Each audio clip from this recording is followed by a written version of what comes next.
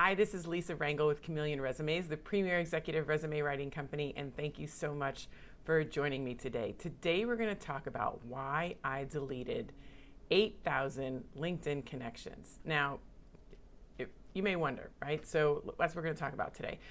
I've had 30,000 connections for the last few years. I've been on LinkedIn since 2007, and last year I started to notice that I had a lot of people who have retired, or in that period since 2007 we hadn't chatted at all, via email, via in person, or anything, or that their posts didn't really challenge me to be better, and I probably didn't do it for them either. So in 2020, I came to the conclusion that I think I needed to cull my connection list. So over a period of months, I deleted people based on that criteria that I just mentioned to you. And I ended up deleting 8,000 connections, which, to many LinkedIn gurus and people in the careers business seems a little crazy, I think, but because everybody seems to always be striving for their big list and their big connection list and their big follower list. And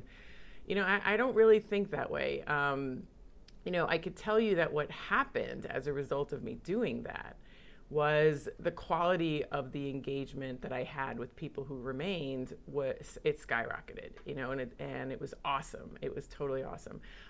The circle of who I served actually increased despite decreasing the amount of connections, because I believe people who resonated with what I was posting actually got to see it, so it wasn't, what I was posting wasn't mired down in connections that didn't resonate with what I was posting, or even seeing it. So, and then over, the months after that followed, I actually added now close to 7,000 people.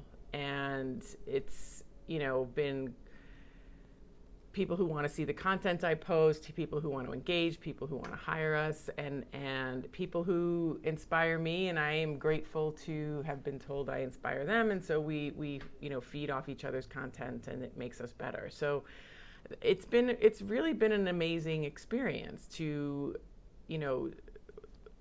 after, since 2007, whittle down the contact and the connections list. So I recommend that you look at doing that. Now, granted, everyone has a different purpose for being on LinkedIn, and some people accept everyone they've ever met. And I've had periods of my LinkedIn tenure that I did that, but it was more automatic than deliberate. And then when I shifted to it being, a situation where I at least evaluated if we were going to be good connections to each other, good quality connections to each other, then I've had a better experience, and so I wanted to share that with you. So if you've been thinking about that and doing things a little differently than what's out there in LinkedIn land, where everybody seems to be striving for the connection count and bragging about their follower count, there's absolutely nothing wrong with striving for quality and striving to really zone in on who you serve and who you are going to be elevated by,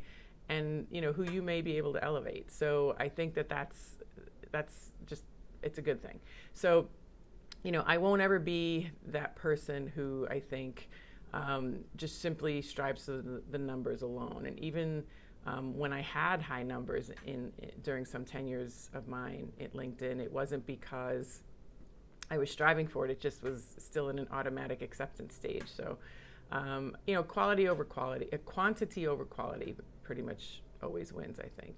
So if you would like to join me on my next LinkedIn training, where I show you how to write your LinkedIn profile so you can appear differently amongst the people you compete with, as well as the people you want to help, then I'm going to ask you to join me tomorrow and sign up for my next training. And I look forward to seeing you there. You'll be able to register in the description below. If you like this video, I'm going to ask you to like it. If you know someone who will benefit from this information, I'm going to ask you to share it. If you have not subscribed to this channel yet, I'm going to ask you to do so, so you don't miss next week's video. And if you have any questions or comments, feel free to email me at lr@chameleonresumes.com or post a comment below. And I read and reply to every email and every comment. So I look forward to seeing you on the training. If you're going to join me, again, that's in the description. And I hope you have a great day.